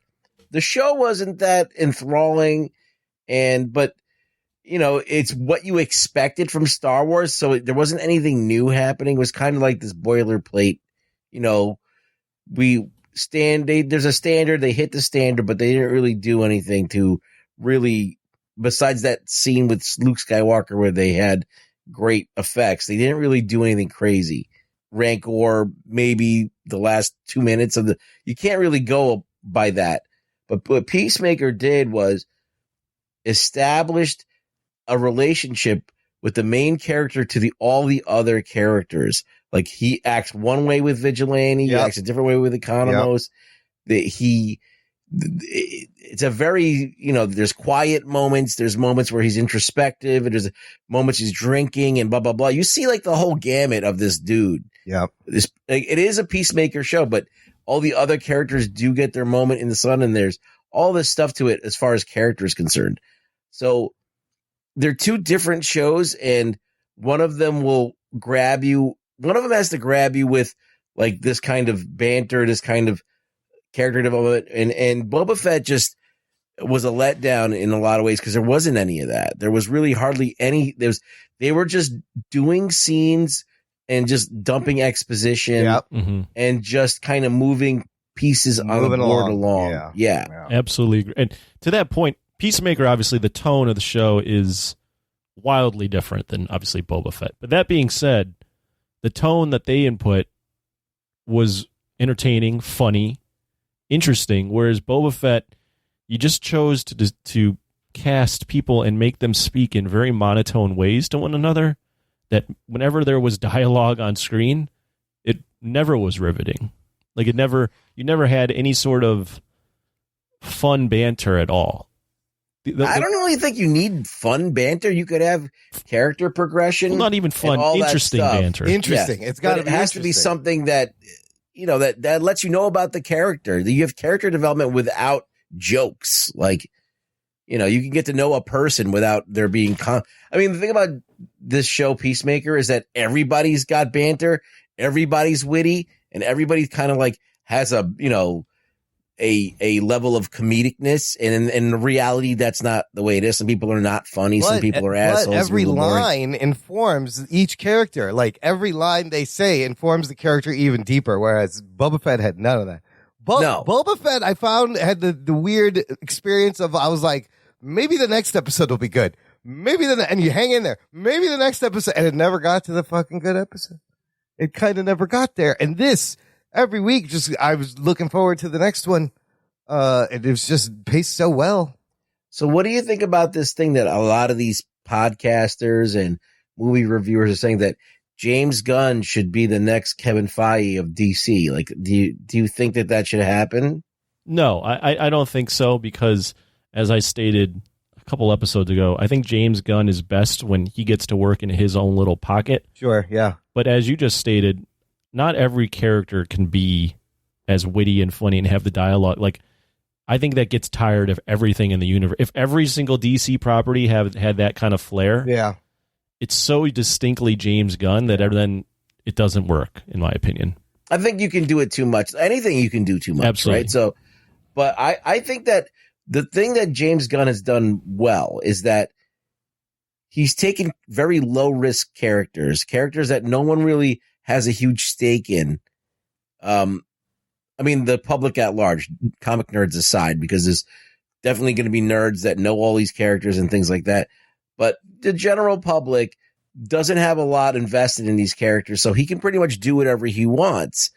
But at the same time, I also think you're like, okay, well, we're always trying to figure out how does this fit into the DCEU and blah, blah, blah. I don't want James Gunn to maybe start doing this stuff with all the DCU at large. I don't think it fits every character. I think it's when you have stuff invested and everything becomes like a mockery of it or whatever, or we're like, okay, we're making jokes about it. And like, Aquaman's fucking fish now. Okay. Canon. Superman likes shit on his dick. It's canon. I don't know if that's what I really want, for my DCEU. I think that he should just be James Cameron. I think he should come up with his own IP and let it rip. I like that take. And be the next James Cameron, because we need one. Yeah. Like, we need people to create IP. We can't just be going to the well and because that's how you defeat fandom, by not doing fan shit Making all the new time. shit. Yeah. Like, good point. No one could come in and go, well, and claim it and go, well, that's not right. That character is wrong. You can't do that until you establish a canon, and you can escape that for a few movies. So if I was to be advising James Gunn, I would be like, listen, fuck around with some little characters here and there, but I think your bigger goal is not to be Kevin Feige. I think your bigger goal is to be James Gunn, the next James Cameron. They're both Jameses, so that he's already got the first part right. Well, let me ask you this: do you think he can actually be serious and do something without jokes? We know there's a season 2 of Peacemaker, but he also said that he's working on another spinoff, and it's not going to be a comedy. It's going to be completely different than this. Can he do something different? I think that the way he diffuses and deflects and keeps people entertained revolves a lot about comedy. Yeah, And this show has made me a James Gunn believer. Yeah. Whoa. Because oh shit. Guardians of the Galaxy had a lot of this too, but I felt like Guardians of the Galaxy 2 relied a lot more on other stuff, but like slapstick humor and blah blah blah. But I think that this show he had us quippy lines. All the characters are quippy. Everybody's a fucking comedian, but it was a competent story, like over 8 episodes. And that's like a lot of screen time, right? And to carry it through and get it to the finish line and to fucking make the touchdown, do all those things. Like, I know I just put 2 different sports together, but it doesn't matter. The idea is that he's able to carry it through this thread through 8 different episodes and build the anticipation and actually get it to a point where it wasn't even a huge spectacle. It wasn't they didn't need like a Rancor monster or anything. They had the big fucking worm, but it was just like this thing that didn't do anything. Like, it wasn't really like dependent on the visual. It was just kaiju. about. He had a kaiju. Well, he did. He had a kaiju, but it really didn't do much. No. But like it was about what happens. Like, what is Peacemaker going to decide to do? Are they going to, be together, or is something going to drive them apart? That's what you care about. I mean, the other theme I enjoyed this season was like getting along with people who have opposite belief systems, but yet they find some common ground or they change, actually. I thought that shit was great. Let me tell you, I'm very excited for Guardians of the Galaxy Volume 3. Here's why. I've been listening to a lot of interviews, reading a lot of interviews. James Gunn's been everywhere, and he has said that the first 2 movies were really hard to make, and he's like, I kind of did that to myself. I was making it too big. It was a fucking nightmare. He said after making the Suicide Squad and this show that's a little more grounded than the Guardians movies, he's taking a lot of what he learned here and applying it now to the 3rd Guardians movie that he's shooting now.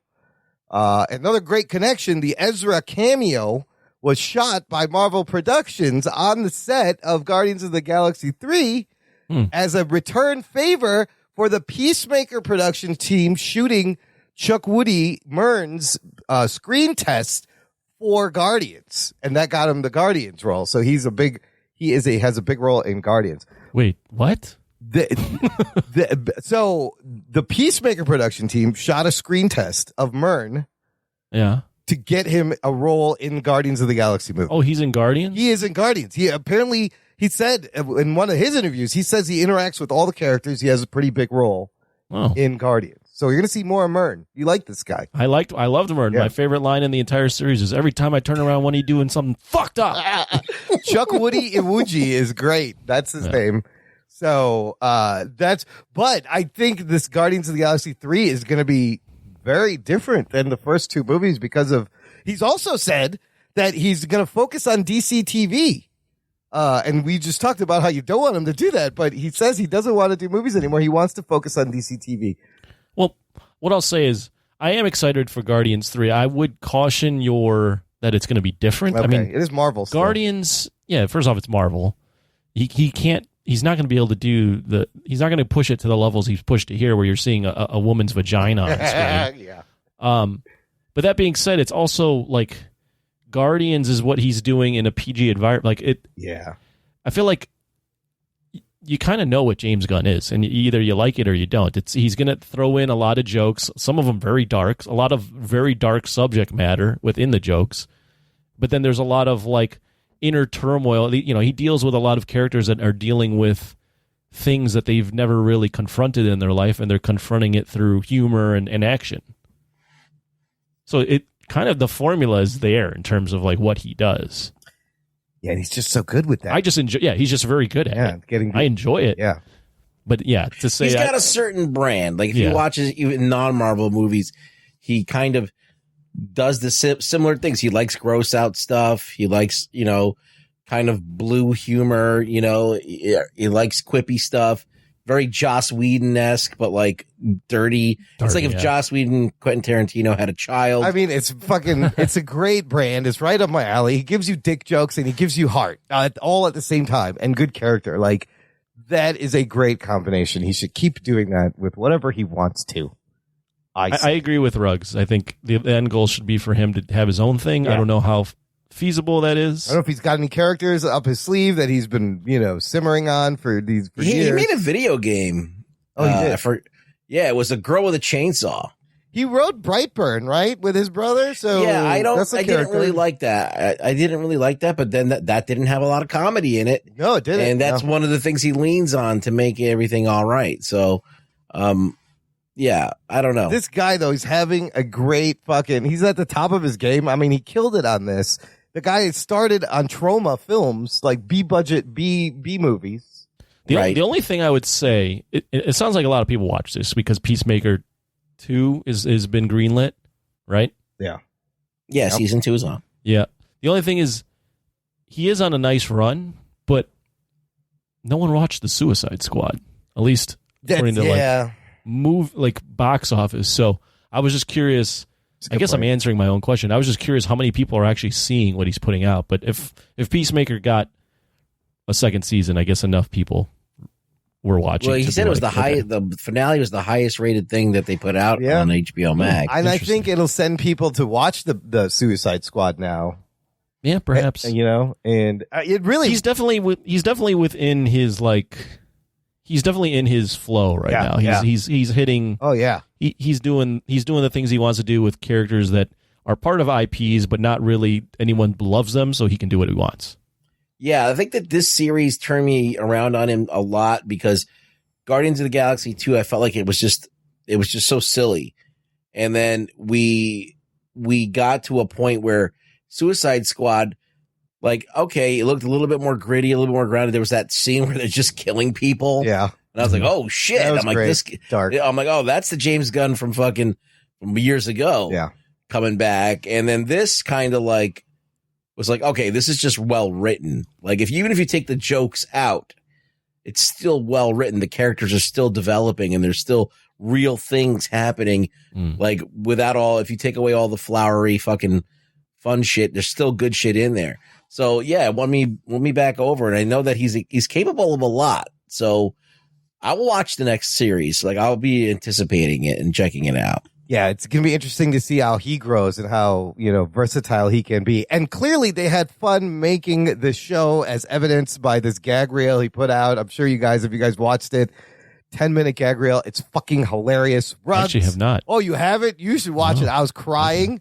There's so many rugs. There's a bukkake mention. Oh, shit. Yes, James Gunn likes bukkake. It's in the scene where Chris is talking to his father in their room. Oh, some Hollywood Reporter also had a great line. They called Augie Smith the trailer park Tony Stark. I was like, that's fucking good because that's what he is. So he's in the room and he's talking to his dad. He's like, you ever heard of bukkake?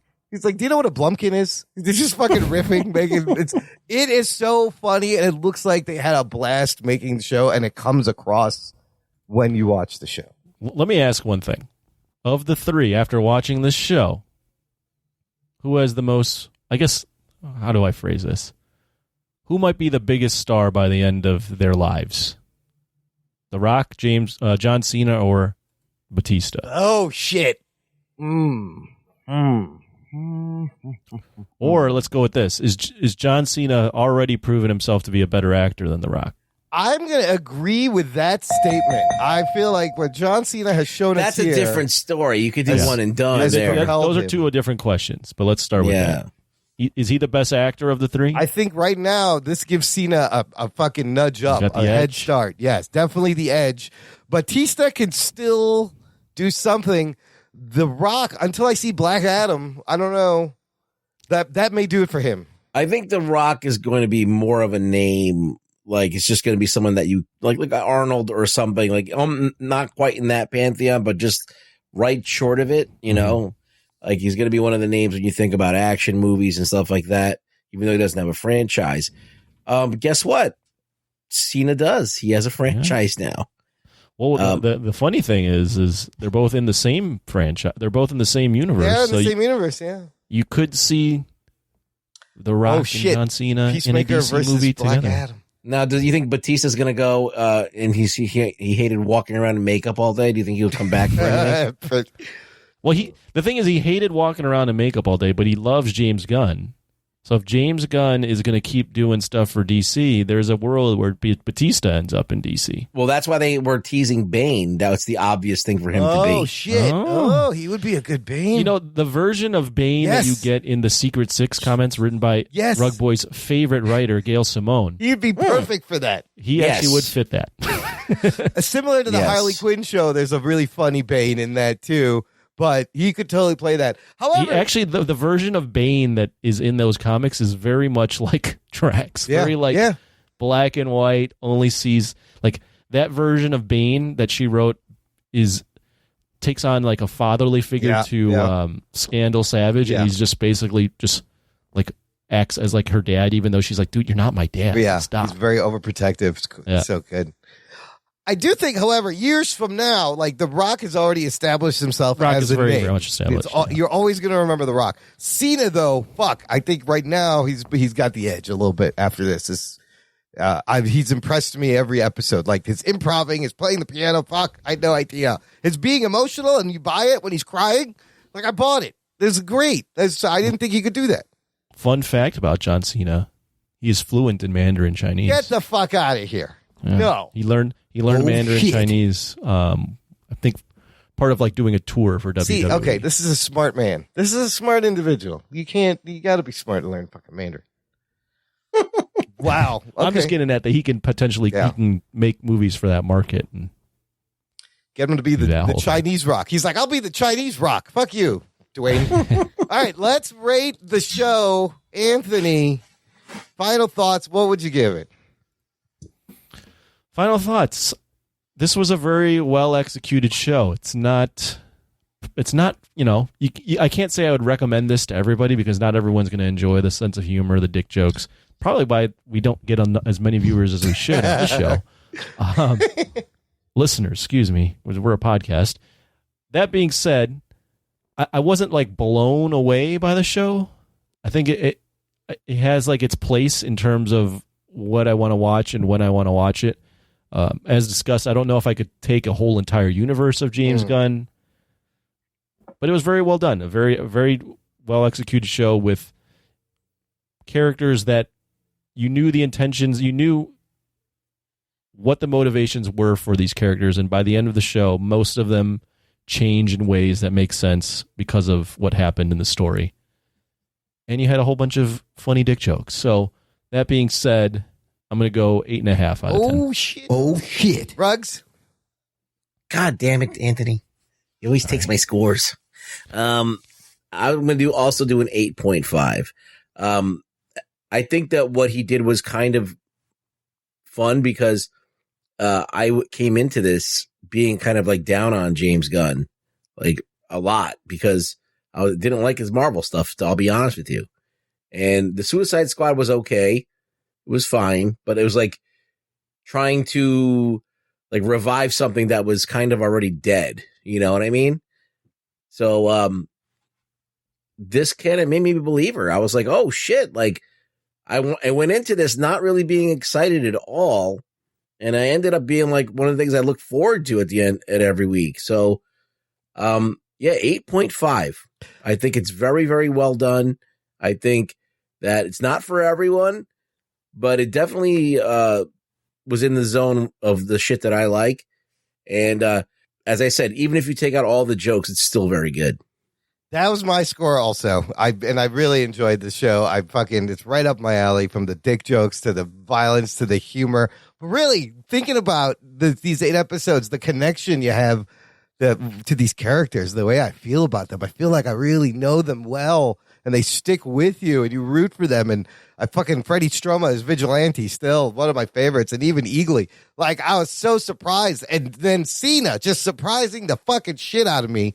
Wow, just all around great writing, great direction, but the cast was there, the chemistry was there, and so, you know, had one of those things not worked, the show could have went a different way. But I think this is a fucking home run for James Gunn. 8.5, yeah. Do you think that having low expectations for something creates an kind of a... Or no expectations, yeah. Yeah, it creates like this like place where things can surprise you. Of course. And it's great. So going into Boba Fett, I had had modest expectations, and they were kind of like whatever. This I had zero expectations. I was actually like kind of hate watching it, and I was like, "Oh, this shit's fucking winning me over."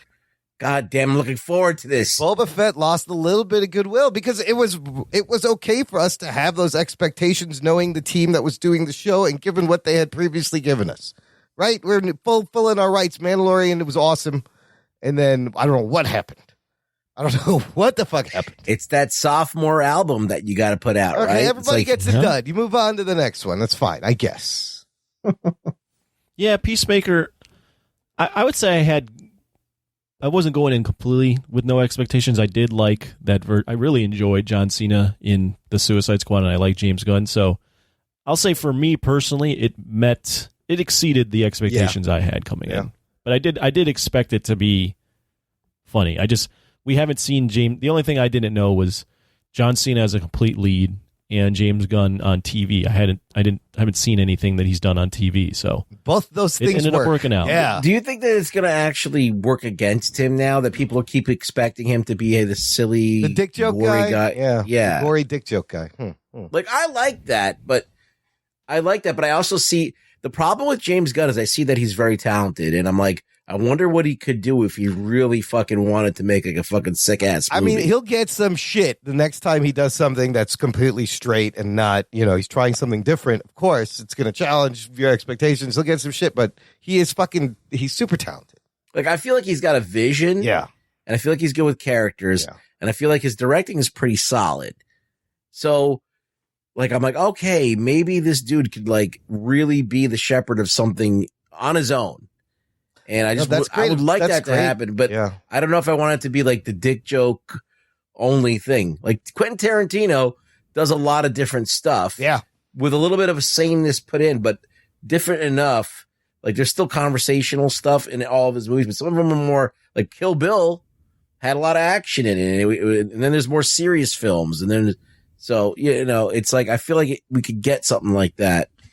And I just want it because I'm so starving for original great stuff. Well, that's a great segue. I wanted to mention, I got a list here. What's next for DC on TV? I'm not going to read all of them. This is a long list of like 7 shows. I'll put the link in the show notes, listener. You can check it out. But you guys, scanning this, anything that you are excited for. DC, of course, always brings a lot to television. They always First thing that pops out to me is Constantine. The J.J. Abrams is going to produce Constantine with a new actor. It's not going to be Matt Ryan or Keanu.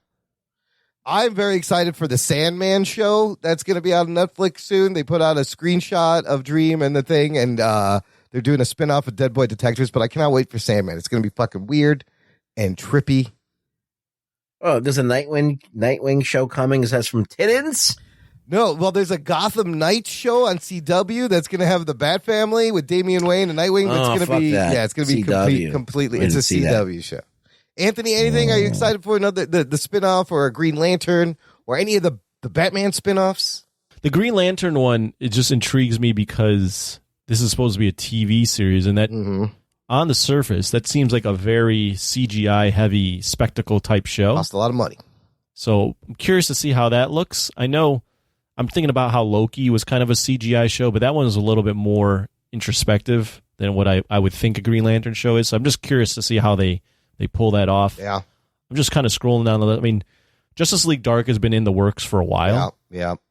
As a movie, as a TV show, I'm kind of curious. Although J.J. Abrams doing it, that seems like a little... That's the other Abrams thing he has with Constantine, but he could spin it out. That seems a little... doesn't seem like that necessarily fits, but we'll see. Some of this other stuff... No Val Zod for you? No, definitely no Val Zod. Why not? What's wrong with the Black Superman? It's canon. It's just another Superman. Is that what that is? Oh, yeah, okay. I didn't even know what Val Zod was. So Val Zod is the Michael B. Jordan produced, maybe starring in. It is the second Black Superman project that is currently in the works. He comes from Earth 2, and he is from Krypton also, just from Earth 2. And he's Superman. So that could be interesting. We were talking about Matt Reeves' The Batman. Lots of things spinning off of that. There's a Gotham PD show. Jeffrey Wright, James Gordon. Colin Farrell is apparently going to be doing a Penguin show for HBO Max. And then I just saw they have discussed a Catwoman spinoff show in this little pocket universe. It's a lot of stuff there.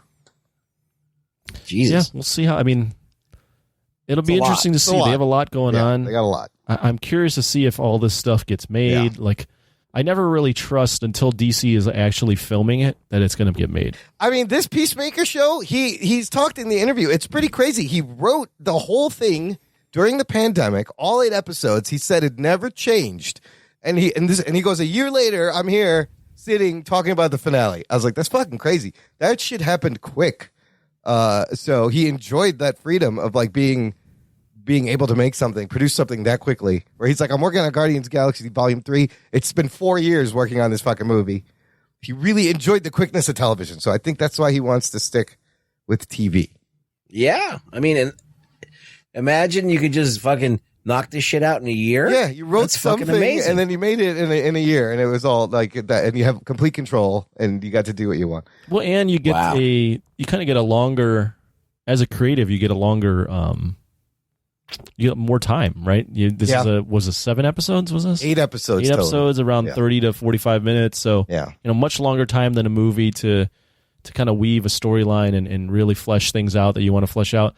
I will say, even though I gave it an 8.5, and I think I will continue to enjoy James Gunn, I did feel by the end the fatigue of watching spending that much time with a James Gunn type of show. It was just long enough for you. Probably. I don't know if I might have been a little too long. A little bit. I mean, I laughed. I did laugh like right away. I laughed out loud, but I was like, how many times can I hear characters all talk the same way like this? Yeah, it is one of his weaknesses. Yeah. It is definitely. It becomes the show Friends after a while. It's just literally like he's making a cliche of himself. Right. It just becomes every conversation between any pairing of characters turns into just a riff where they're all like trying to one up each other on getting them on a joke. On an insult, actually, but yeah. I grew, and that grew on me eventually, but I could totally see that. It's a fine balance. It's a very tricky balance. I thought he did good with the balance, though, in the heart. I mean, it's clever. It's just not realistic. Yeah, when you're watching Friends, only Chandler's the funny one, right? No, well, and Joey's the stupid one. All right, we get Could it. he be any funnier? I don't know, but I'm doing lunges and I'm wearing all your clothes. I'm wearing everything you own. Pivot. Okay, let's do some news from the nation. It's time for news from the nation. It's time for news from the nation.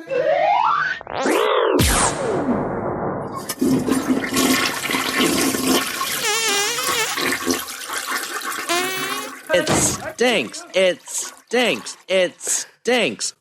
That's a hot one. We were on a break. Sorry, I'm still on the Friends. Here's what our listeners thought of the Peacemaker finale. Ben Wesley Cranford from Australia. He is returned. He's back. We finally got him. He's commenting. He's contributing. He's off the waters, paddleboarding by the Sydney Opera House. It must have been a rainy day. Forced him inside because he's usually outside. He said, loved this. How cool was Ads when she started kicking ass? So much of this episode rocked. Vigilante was hilarious. Hell, just the fart scene in the beginning was absolute gold. After the show, I even rewatched the opening dance scene again. I've never, ever revisited the beginning of a show because of how fun it is, not even with Game of Thrones, which also had a do not miss beginning. So, oh, yeah, I'm glad he brought that up. I watched every single, including the last one. I watched every single fucking Gunn did opening, it. Yeah. Gunn fucking did what he wanted to do. One of the best openings of all time because it's just so fucking silly. It's up there, and he made a unskippable fucking opening. I mean, that's amazing. Just watching all those characters. Like, I've honed in on a different character every time dancing, and I'm just like, I've done choreography. It's not hard, but just to get like, there's a wide range of people that are dancing, and to get them all like on rhythm together, and they're doing it on it's beat. Not, they're all there together, trying to stay. Funny. It's not the hardest choreography in the world, but it's still funny. You do notice it's something new every time you watch it, though. Like you just notice a look or just something. It's so great. Yeah. So regarding Gunn being the guy at DCEU, here's someone who has a different opinion. John Bellotti Jr. our admin, says, seriously, just like Gunn be the Feige of the DCEU. Oh, shit. Have they done anything better than the show? Sure, they had a few gems, but it's a total mess. This show did what Marvel has had trouble with, and it's making a great standalone TV series that has no ties to the greater universe. I cared more about the fat bearded guy than any character in any Marvel show.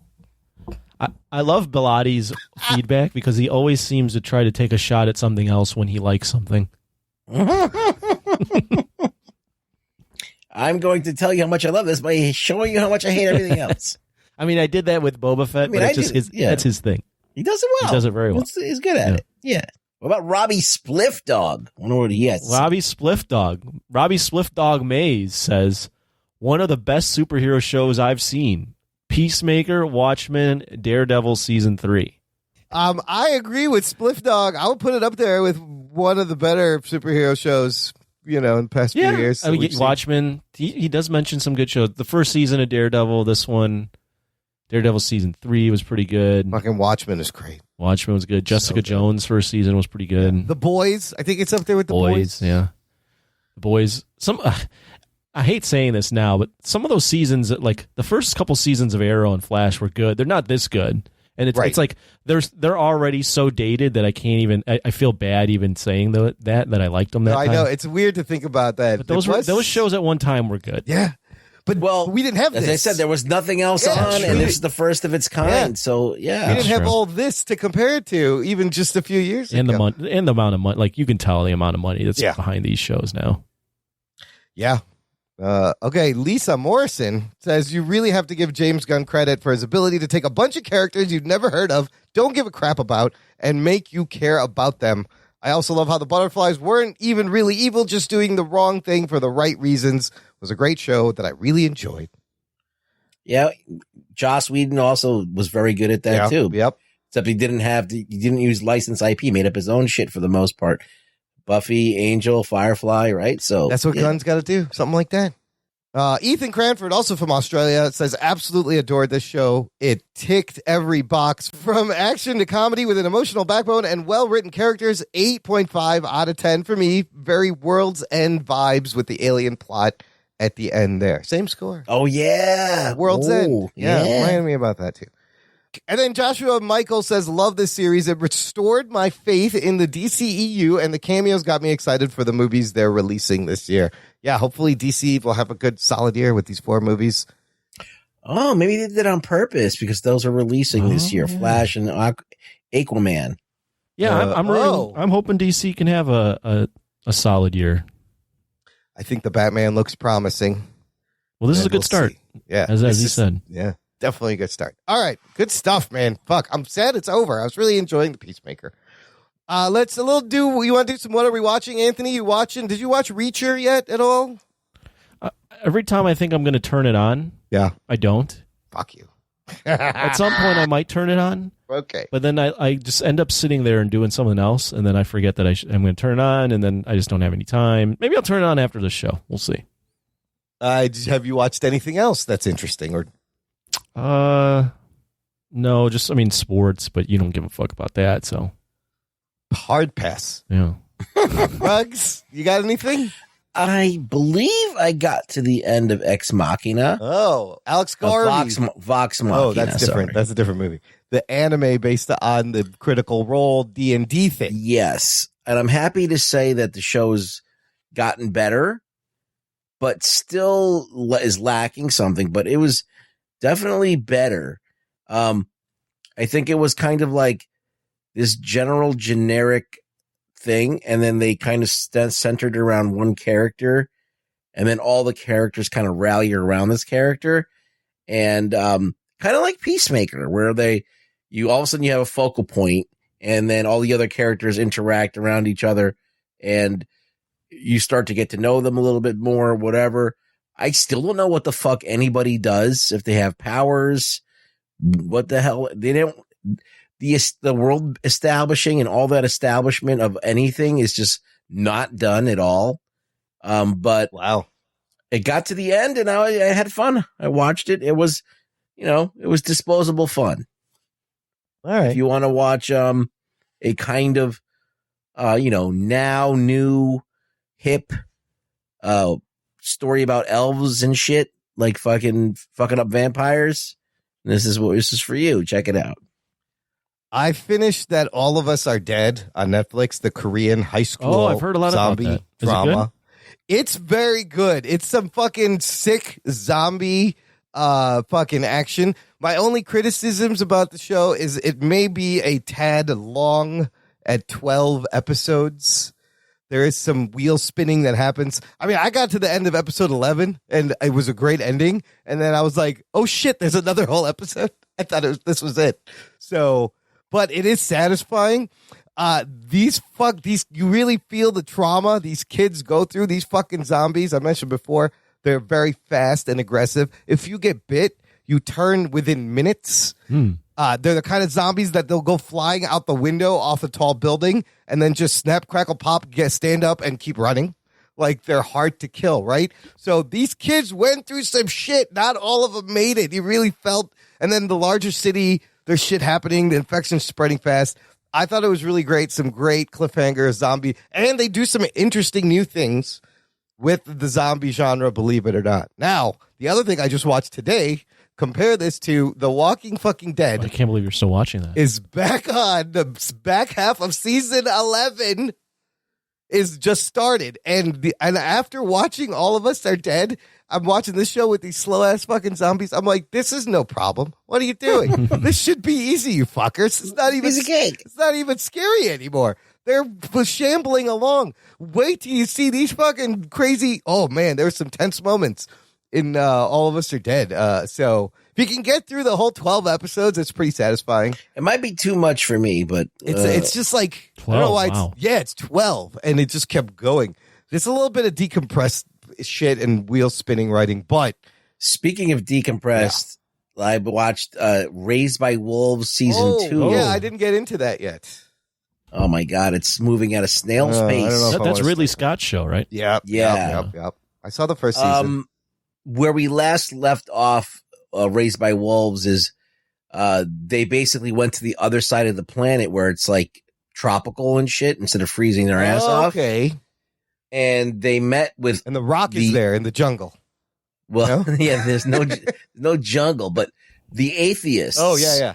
Their settlement. Okay. They ended up going, before that they were beset upon by the religious people, right? And then now they escaped and went to this side of the world that had the atheists had encampment, and now they're living amongst this tribe is living amongst them, and the main character, the guy, he was an atheist who is now becoming the leader of the new religious the guy with cult. The beard, right, and the long hair. Yeah, that was the Viking. He was in the Viking show and all that stuff. And then there's the robot lady. And there's two androids. Oh, there's 2 androids now, right? And they're like super strong and fuck shit up every once in a while. And then the atheists are run by a AI. Oh, because the AI is devoid of like ever believing in God or anything like that's impractical. Well, that doesn't sound like a good idea. So the AI is like running shit. Oh boy.